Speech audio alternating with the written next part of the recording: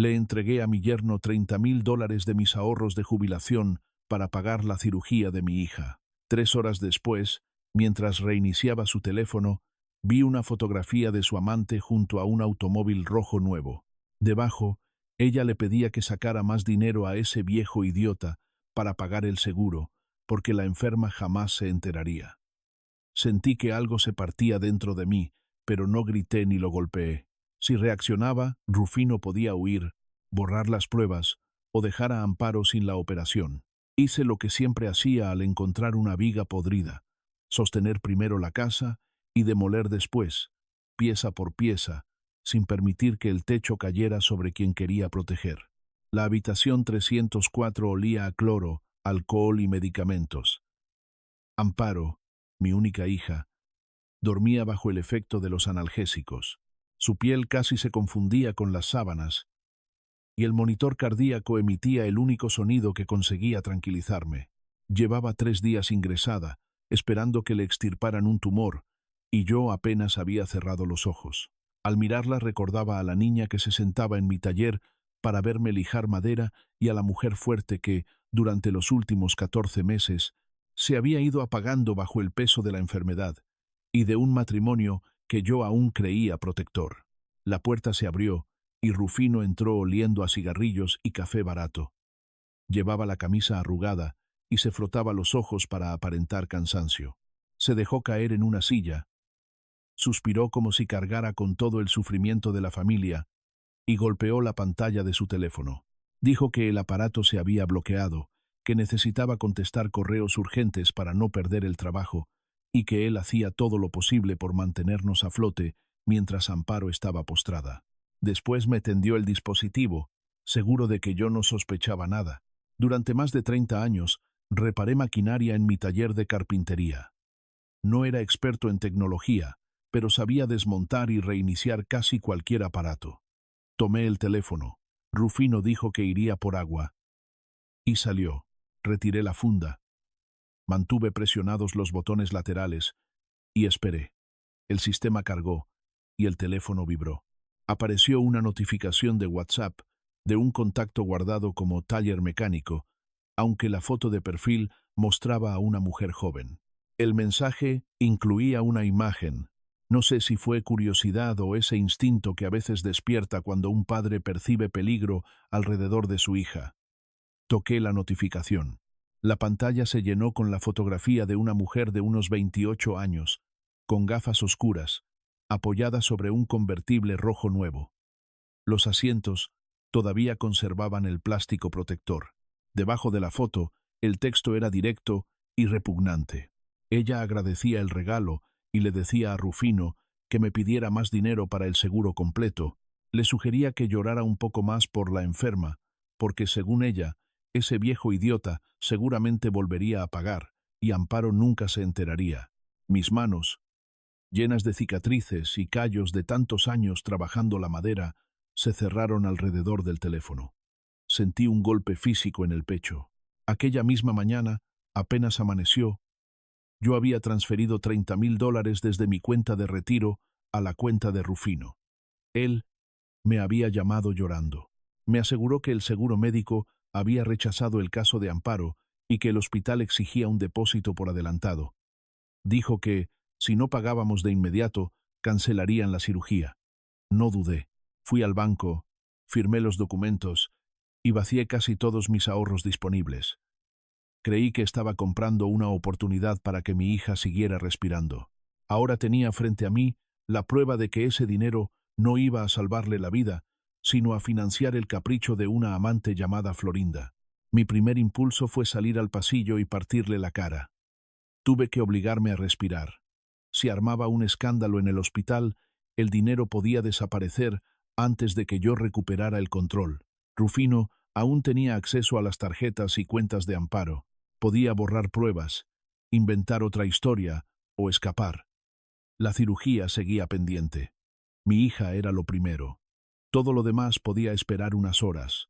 Saqué mi propio teléfono, un modelo viejo cuya cámara todavía funcionaba, y tomé 3 fotografías nítidas de la pantalla de Rufino. La imagen de Florinda junto al automóvil, el mensaje donde me llamaban idiota y el perfil falso del supuesto taller. Luego abrí la galería. Allí encontré la historia completa. Había fotografías de Rufino y Florinda abrazados en restaurantes caros, imágenes de habitaciones de hotel, facturas, recibos y capturas de compras. Encontré también el contrato del automóvil, firmado el día anterior. El coche estaba a nombre de Florinda. Rufino había entregado un pequeño anticipo y se comprometía a pagar esa misma tarde el saldo restante con una tarjeta de débito. En otras carpetas aparecían retiros en efectivo y movimientos pequeños que, vistos por separado, parecían insignificantes, pero juntos demostraban que llevaban meses sacando dinero de las cuentas de Amparo. La transferencia de mis $30,000 no era el comienzo, era el golpe final de un plan que llevaba mucho tiempo preparando. Fotografié cada recibo, cada factura y cada documento que pudiera servir como prueba. Volví a la pantalla principal, cerré las aplicaciones y limpié las notificaciones para que el teléfono quedara exactamente como él me lo había entregado. La puerta crujió. Rufino regresó con una botella de agua a medio terminar. Se acercó mientras se frotaba la cara para aparentar preocupación y me preguntó si había logrado arreglarlo. Se lo devolví con la voz más plana y tranquila que pude. Le dije que solo había necesitado un reinicio forzado. Encendió la pantalla, vio todo limpio y sonrió. Me puso una mano sobre el hombro y dijo que yo era un suegro maravilloso, que no sabía qué haría sin mí en aquellos tiempos tan oscuros. Después miró a Amparo dormida y se secó una lágrima que no existía. Afirmó que, gracias a mi transferencia, ella se salvaría. Sentí que la bilis me subía por la garganta. Aún así, asentí despacio y le dije que necesitaba tomar aire. Salí de la habitación y caminé hacia el área de admisión. Mientras esperaba, repasé los últimos 14 meses. Rufino siempre tenía una excusa. Había aislado a Amparo de sus amigos diciendo que necesitaba descansar por sus depresiones. La convenció de no revisar sus cuentas para evitarle estrés y justificaba sus llegadas tarde con supuestas horas extra. Yo interpreté aquel control como preocupación. Ahora comprendía que llevaba meses preparándola para dudar de sí misma mientras él vaciaba sus cuentas. Cuando llegué a la ventanilla, pedí el estado de cuenta de la paciente Amparo. La recepcionista tecleó unos datos y me informó que el pago seguía pendiente. No había entrado ningún depósito de $30,000 enviado por el esposo. Rufino me había mentido menos de 5 minutos antes. No solo había desviado el dinero, ni siquiera había hecho el intento de pagar el hospital. Las puertas del ascensor se abrieron detrás de mí. De allí salió Eulalia, la madre de Rufino. Llevaba una blusa de seda, joyas ruidosas y esa expresión de superioridad que siempre me había resultado difícil soportar. Durante años la toleré por consideración hacia Amparo. Se acercó frunciendo el ceño. Ni siquiera preguntó por mi hija. Empezó a quejarse del tráfico, del café de la máquina y de lo agotado que estaba Rufino. Luego bajó la voz y se inclinó hacia mí. Eulalia me dijo que mi hija era una carga demasiado pesada para un hombre joven y sugirió que vendiera la casa donde la había criado. Con ese dinero, según ella, podríamos pagar cuidados de largo plazo y ayudar a Rufino a abrir un negocio. La miré en silencio. Sus ojos evitaron los míos, y lo entendí. Sabía de Florinda, del automóvil y del robo. Madre e hijo intentaban exprimir lo último que yo tenía antes de abandonar a Amparo. Sentí un asco profundo, pero no discutí. No levanté la voz en medio del pasillo. Le dije a Eulalia que pensaría en su propuesta y que tenía razón al preocuparse por el futuro de Rufino. Ella pareció satisfecha, convencida de que yo seguía siendo el mismo hombre ingenuo al que podían manipular con lágrimas y palabras sobre la familia. La dejé junto a la máquina de café y caminé directamente al estacionamiento. Subí a mi vieja camioneta Ford, que olía a aserrín y aceite de motor, y conduje en silencio hacia el centro de la ciudad. El reloj del tablero marcaba las 10 de la mañana. Tenía que moverme rápido. Aparqué frente a la sucursal principal del banco. Los guardias me conocían de tantos años de ir allí. Entré y fui directamente a la oficina del gerente.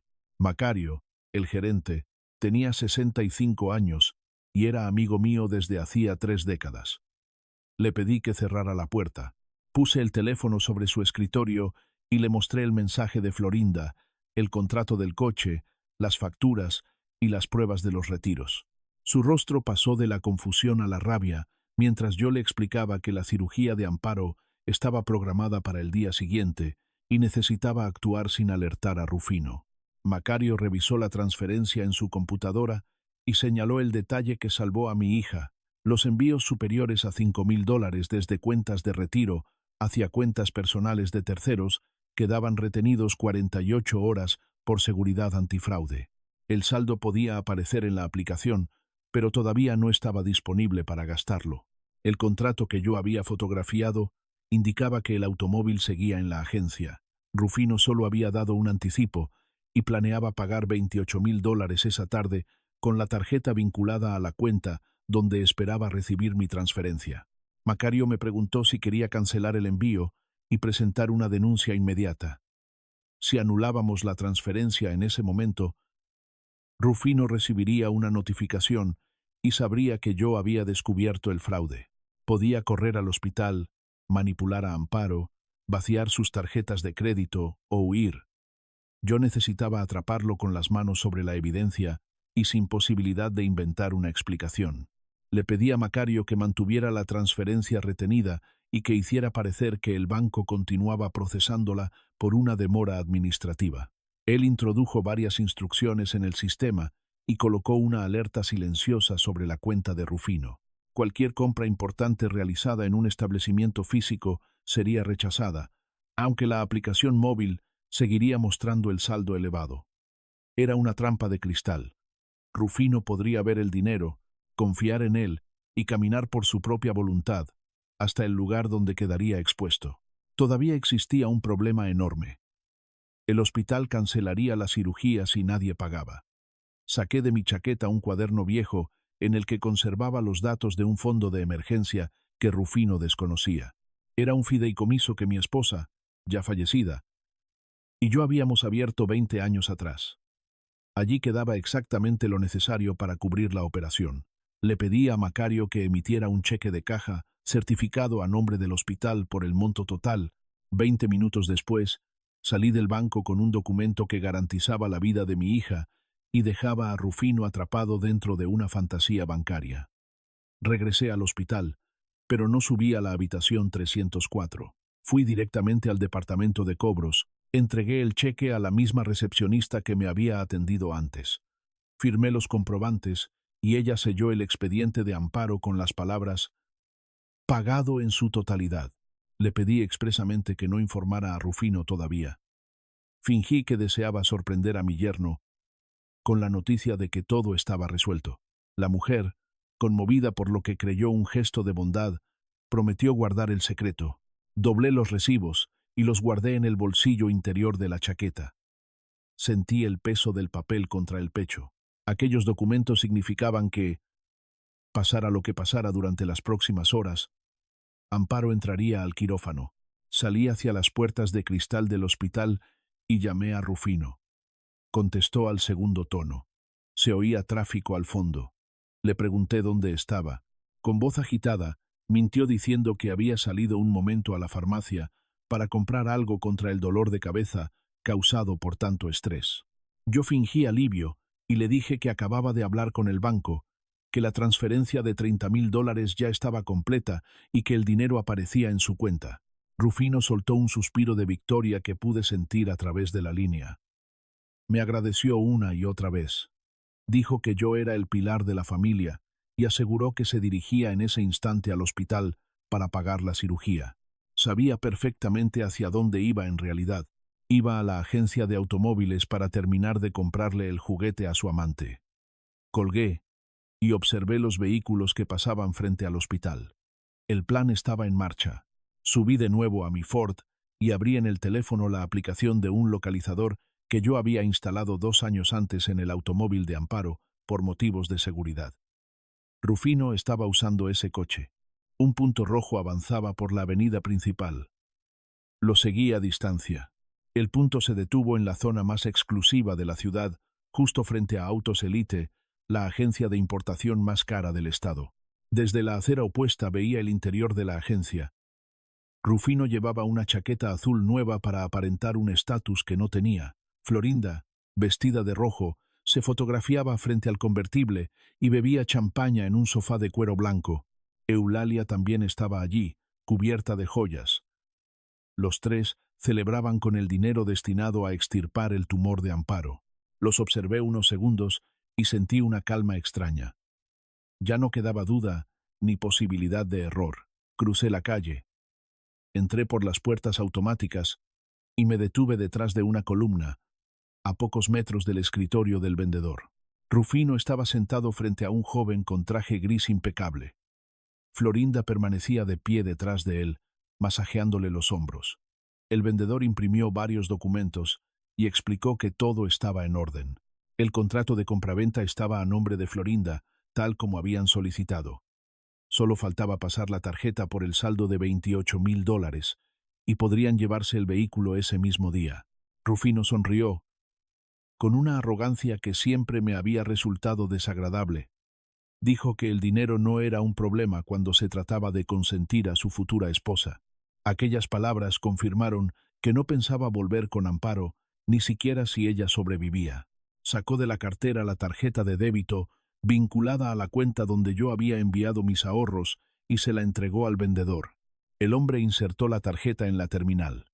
Rufino escribió su clave con confianza y presionó el botón verde. La máquina procesó la operación durante unos segundos. Luego, emitió un pitido seco. La pantalla mostró transacción rechazada. El vendedor le entregó un comprobante impreso y comentó que, a veces, los bancos bloqueaban montos grandes por seguridad. Le preguntó si deseaba intentarlo otra vez. La sonrisa de Rufino vaciló. Aún así, trató de mantener la compostura. Dijo que debía ser un error del sistema, que su socio de negocios acababa de transferirle una suma importante. Estuvo a punto de decir «mi suegro», pero se corrigió. El vendedor pasó la tarjeta de nuevo. Rufino introdujo la clave. Otro pitido. Otra negativa. Código de seguridad. Fondos retenidos. Florinda dejó de tocarle los hombros y exigió saber qué ocurría. Rufino sacó el teléfono con las manos temblorosas. La aplicación mostraba el saldo, incluidos mis $30,000, pero una franja roja indicaba que la cuenta estaba bloqueada. Intentó una transferencia directa y la aplicación se cerró. Eulalia dejó su copa y le ordenó que dijera al vendedor quién era y que demostrara que tenían el dinero. Fue entonces cuando salí de detrás de la columna. Di 3 pasos y mi voz resonó por toda la sala, por encima de la música ambiental. Dije que no tenían el dinero porque nadie podía pagar un automóvil robándole a mi hija la oportunidad de seguir viva. Rufino giró bruscamente en la silla. Cuando me vio, abrió los ojos como si hubiera aparecido un fantasma. Yo estaba allí con mi ropa de trabajo manchada de aserrín, rodeado de automóviles de lujo y personas bien vestidas. Florinda retrocedió un paso y me examinó con desprecio, todavía sin comprender quién era. Rufino se levantó tan rápido que la silla golpeó el escritorio. Tartamudeó y me preguntó qué hacía allí. Luego fingió preocupación por Amparo. Preguntó si había ocurrido algo en el hospital, como si todavía pudiera representar al esposo angustiado. No le respondí. Caminé hasta el escritorio, saqué del interior de mi chaqueta un sobre amarillo y puse sobre el cristal la primera impresión a color. Era la captura del teléfono donde aparecía Florinda junto al automóvil y el mensaje que me llamaba viejo idiota. Rufino miró la hoja. La mandíbula se le abrió y toda la sangre abandonó su rostro. Sacó aire. Pero no consiguió formar una frase. Coloqué encima el recibo sellado por el hospital. Le expliqué. Lo bastante alto para que escucharan el vendedor, el gerente que se acercaba desde su oficina y los demás clientes, que aquella era la factura que él decía haber pagado con mi pensión. El hospital no había recibido un solo centavo suyo. Mientras su esposa esperaba una cirugía para que le extirparan un tumor, él estaba allí usando el dinero que yo le había dado para comprarle un convertible a su amante. Florinda cruzó los brazos y miró a Rufino con furia. Le preguntó qué significaba todo aquello. Según él, era dueño de una empresa y tenía una fortuna. Ahora descubría que pretendía comprarle el coche con el dinero de un anciano. La indignación de Florinda no nacía del daño a Amparo, sino de saber que su premio podía desaparecer. Eulalia se acercó a toda prisa e intentó sujetarme del brazo. Me aparté. Ella empezó a decir que todo era un malentendido, que Rufino solo quería hacer una inversión rápida para obtener ganancias y después pagar un hospital mejor. Lo llamó buen hombre y futuro padre de mis nietos. Su cinismo resultaba casi increíble. Saqué una tercera fotografía. En ella aparecían Rufino, Florinda y Eulalia, cenando langosta en un restaurante de lujo la noche anterior, riendo y brindando, mientras Amparo se retorcía de dolor conectada a una vía intravenosa. Dejé caer la imagen a los pies de Eulalia. Le dije que sabía todo, que había comido y celebrado con dinero robado a su propia nuera. Le dije que no era una madre protectora, sino la cómplice de un parásito. El gerente de la agencia llegó al escritorio, revisó el contrato firmado, los comprobantes rechazados y las fotografías. Su expresión se endureció. Informó a Rufino de que acababa de firmar un acuerdo de compra vinculante e intentaba pagarlo con fondos marcados por el banco como parte de una investigación por fraude. Exigió que devolviera de inmediato las llaves del automóvil. Rufino empezó a sudar. Se volvió hacia mí y delante de toda la agencia cayó de rodillas. Se arrastró hasta mis pies e intentó abrazarme las piernas. Juró que se había equivocado. Señaló a Florinda y dijo que ella lo había manipulado, que lo había obligado, que él todavía amaba a Amparo. Me rogó que desbloqueara la cuenta. Prometió pagar el hospital ese mismo día y suplicó que no destruyera su matrimonio ni su vida. Lo miré desde arriba. No sentí compasión. Vi a un hombre que solo lamentaba haber sido descubierto. Le dije que yo no había destruido su vida. Él lo había hecho cuando decidió que un automóvil valía más que la respiración de mi hija. Me aparté de sus manos y le informé que el hospital ya estaba pagado con dinero de un fideicomiso al que él jamás había tenido acceso. Amparo sería operada, estaría protegida y saldría de aquel proceso completamente libre de él. Florinda comprendió que el dinero no existía, que el coche no sería suyo y que el escándalo crecía. Agarró su bolso de imitación y llamó a Rufino miserable. Le dijo que se olvidara de ella y corrió hacia la salida. Las puertas automáticas no se abrieron para dejarla escapar. Se abrieron desde fuera. 2 patrullas de la policía estatal acababan de detenerse frente a la entrada. 4 agentes uniformados entraron con rapidez. El gerente, que había recibido una llamada de Macario sobre un posible intento de compra fraudulenta, señaló hacia el escritorio. El oficial al mando preguntó en voz alta quién era Rufino Valdés. Rufino quedó inmóvil en el suelo. Eulalia empezó a gritar que todo era un error, que su hijo era un empresario y que yo era un viejo loco. Corrió para bloquear el paso de la gente. Él le ordenó retroceder. Otro oficial levantó a Rufino de un brazo y le comunicó que quedaba detenido de manera preventiva por fraude financiero, intento de extorsión y uso de fondos ilícitos. El banco y el propietario del dinero transferido habían presentado una denuncia formal. El agente le colocó las esposas allí mismo. El sonido metálico, al cerrarse alrededor de sus muñecas, fue, en aquel momento, la música más hermosa que había escuchado en años. Rufino lloró sin control. Me llamó a mí, llamó a su madre y gritó el nombre de Amparo, como si pronunciarlo pudiera convertirlo de nuevo en un esposo digno. Eulalia perdió por completo el control. Se abalanzó sobre uno de los policías y le arañó el rostro para intentar liberar a su hijo. El agente reaccionó de inmediato, la inmovilizó contra el capó del convertible rojo y le torció un brazo detrás de la espalda. Un segundo par de esposas se cerró sobre ella. Quedó arrestada por agredir a un funcionario. Florinda trató de escabullirse por una puerta lateral de servicio, pero otro agente la interceptó, le pidió identificación y la retuvo para interrogarla como posible cómplice material, porque el contrato del coche estaba a su nombre. Yo permanecí en medio de la sala, mientras los tres eran sacados de la agencia y conducidos hacia las patrullas. Rufino me miró a través de la ventanilla del vehículo policial. Tenía los ojos rojos y una expresión de terror absoluto. En ese instante, comprendió que no había vuelta atrás. La cuenta estaba congelada. El dinero nunca había sido suyo. El coche era una ilusión y su libertad acababa de terminar. El gerente de la agencia se acercó y me ofreció la mano. Se disculpó por lo ocurrido y prometió entregar a la policía las grabaciones de seguridad, los documentos firmados y los registros de la terminal. Recogí las fotografías y el recibo del hospital. Los guardé de nuevo en el sobre amarillo y salí bajo la luz del mediodía. El aire parecía más ligero. Subí a la camioneta, encendí la radio y puse una vieja cinta de música norteña. La demolición estaba hecha, pero todavía me esperaba la prueba más difícil. Regresar al hospital, mirar a mi hija cuando despertara de la anestesia y contarle una verdad capaz de romperle el corazón, aunque también pudiera salvarle el futuro. Entré de nuevo al hospital.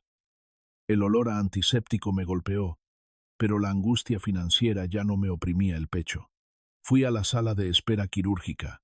La preparación y la operación ocuparon horas que me parecieron décadas. Finalmente, el cirujano salió por las puertas dobles mientras se retiraba la mascarilla. Me miró y asintió. La intervención había sido un éxito. El tumor fue retirado por completo y Amparo se encontraba estable en recuperación, fuera de peligro inmediato. Por primera vez en todo el día, me temblaron las rodillas. Me senté en una silla de plástico y dejé caer una sola lágrima por mi mejilla. Mi hija estaba viva. Ahora debía ayudarla a sobrevivir a la mentira en la que había vivido. Esperé hasta la mañana siguiente para entrar. Amparo estaba despierta, pálida y conectada a varias vías, pero sonrió débilmente al verme.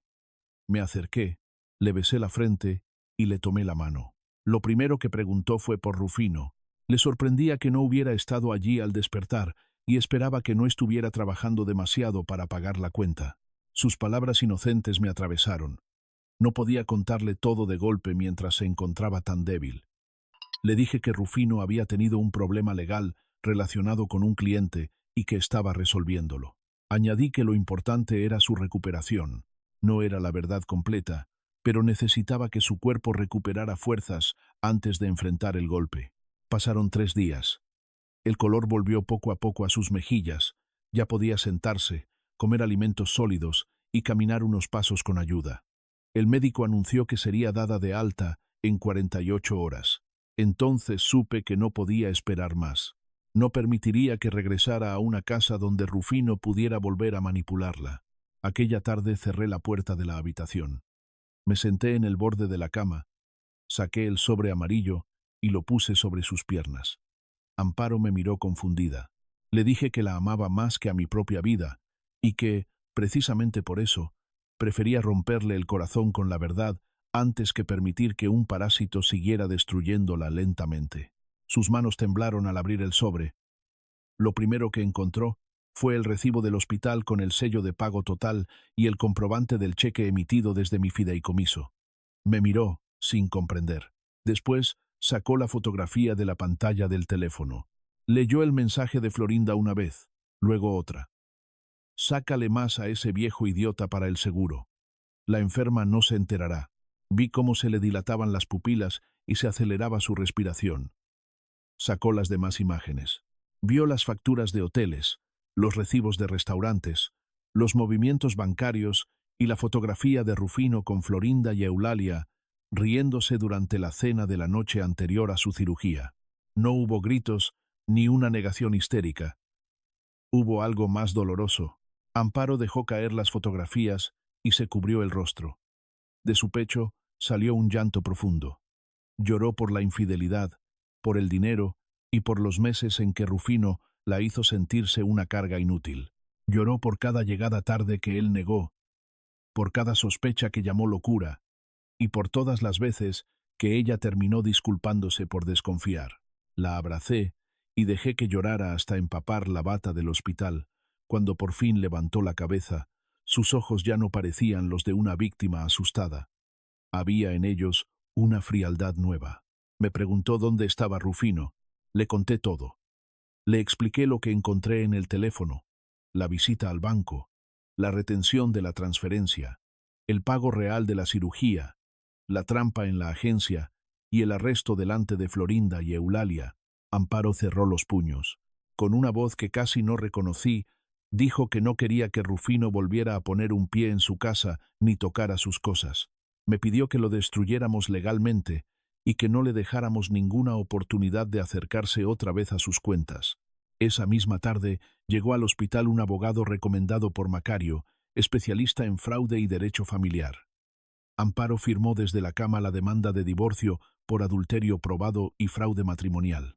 También me otorgó poder legal para administrar temporalmente sus bienes y sus cuentas mientras se recuperaba. Cerramos accesos, cancelamos tarjetas compartidas y bloqueamos cualquier movimiento que Rufino pudiera intentar. 2 días después, Rufino salió bajo fianza. Eulalia hipotecó lo poco que le quedaba para pagar a un abogado barato. Sin embargo, abandonar la detención preventiva solo significó entrar en una prisión peor. La realidad. El jueves al mediodía, mientras preparábamos el alta de Amparo, yo guardaba su ropa en una maleta cuando la puerta se abrió de golpe.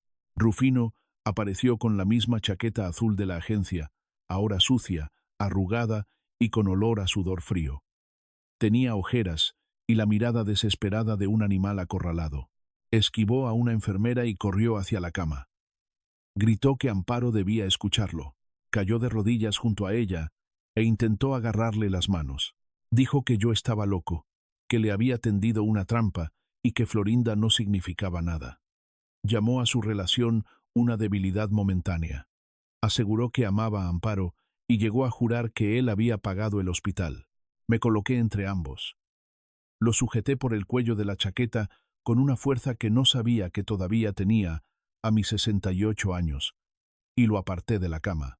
Le pregunté cómo se atrevía a entrar allí para seguir mintiendo. Amparo se incorporó despacio, apoyándose en el soporte de la vía. No había miedo en su rostro, solo desprecio. Lo miró de arriba abajo como se mira algo aplastado en el suelo. Le dijo que durante 14 meses él la había tratado como a una enferma estúpida, pero que ahora había visto las fotos y los estados de cuenta. Sabía que su padre había pagado la operación mientras él intentaba comprar un coche para su amante con los ahorros de su esposa.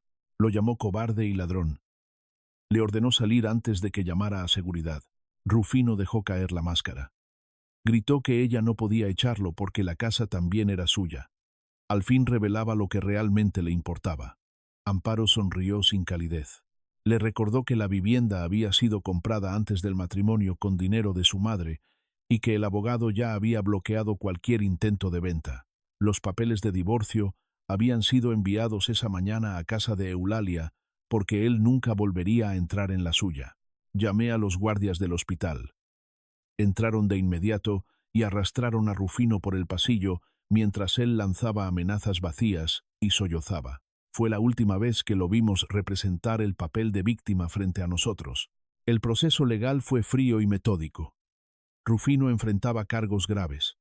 La prueba del banco era irrefutable. Había intentado usar fondos obtenidos mediante engaño para adquirir un bien a nombre de una tercera persona. Las fotografías, los mensajes, el contrato de la agencia, las grabaciones de seguridad y los movimientos de las cuentas formaban una cadena que no podía explicar. Florinda mostró su verdadera lealtad en cuanto comprendió que el barco se hundía. Para evitar ser acusada como cómplice, declaró ante la fiscalía que Rufino la había engañado, que se presentaba como empresario millonario y que ella desconocía el origen del dinero. Lo entregó sin vacilar, y la semana siguiente abandonó la ciudad con un hombre mayor. Su amor duró exactamente hasta que la tarjeta fue rechazada. Eulalia recibió su propia parte de justicia por atacar al policía. Fue condenada a 300 jornadas de servicio comunitario y a pagar una multa que la dejó prácticamente sin dinero. La mujer, que se creía demasiado importante para saludar a una recepcionista, terminó barriendo calles y recogiendo basura con un chaleco naranja. Sus amistades adineradas dejaron de invitarla en cuanto el escándalo se hizo público. Semanas después, Tuvimos la reunión final en el despacho del abogado. Rufino llegó pálido y sudoroso, acompañado por un defensor de oficio. Las opciones eran sencillas. Podíamos llevar el caso a juicio penal y buscar una condena mínima de 4 años por fraude agravado, o podía firmar un acuerdo extrajudicial. El acuerdo exigía que renunciara a cualquier derecho sobre los bienes matrimoniales, devolviera cada centavo que había retirado en secreto de las cuentas de Amparo y aceptara un embargo de salario durante los siguientes 15 años. También debía firmar el divorcio en ese mismo momento. Rufino ni siquiera leyó el documento completo. Le temblaban tanto las manos que apenas podía sujetar la pluma. Me miró desde el otro lado de la mesa de caoba, buscando una señal de lástima. No encontró ninguna. Firmó. El roce de la pluma sobre el papel sonó como la sentencia de su ruina económica y social. Salió del despacho arrastrando los pies, sin familia, sin casa, sin dinero, y con un antecedente por fraude que le cerraría casi todas las oportunidades decentes. 6 meses después, el zumbido de una sierra eléctrica llenaba nuestro nuevo taller.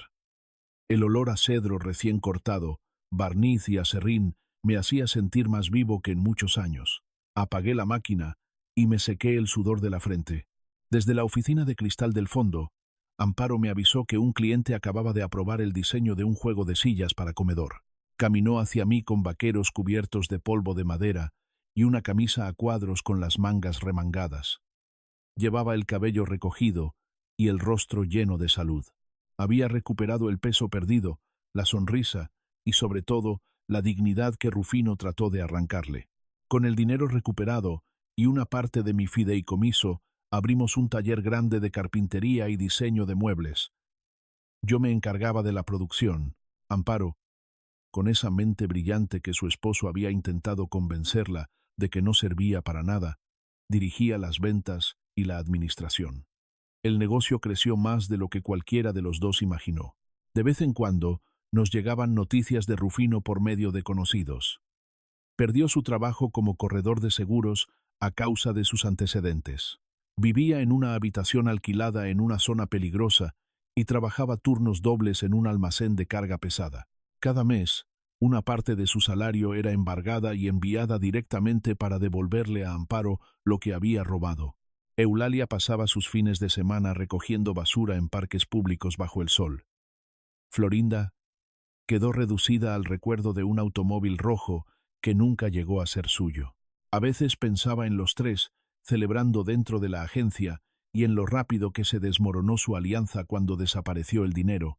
Observé a mi hija lijar una pieza de madera con energía, concentrada y feliz. Entonces comprendí que el poder verdadero no está en gritar, llorar ni vengarse con sangre. Está en reunir hechos, proteger primero a quien amas y desmontar con precisión la mentira de quien te hizo daño, tabla por tabla, hasta que no quede nada capaz de sostenerla. Algunos familiares me llamaron cruel. Dijeron que había dejado a mi yerno en la miseria y obligado a su madre a barrer las calles. Afirmaron que los matrimonios tienen problemas y que yo debí permitirles arreglarlo entre ellos. Pero duermo tranquilo cada noche. Mi hija está viva, fuerte y libre. Ahora, cada vez que el sol entra por el taller y veo a Amparo revisar pedidos, sé que hice lo correcto. El tumor fue extirpado de su cuerpo. Rufino, con sus mentiras, fue extirpado de su vida. Ambos procedimientos fueron dolorosos, pero necesarios para que ella volviera a respirar.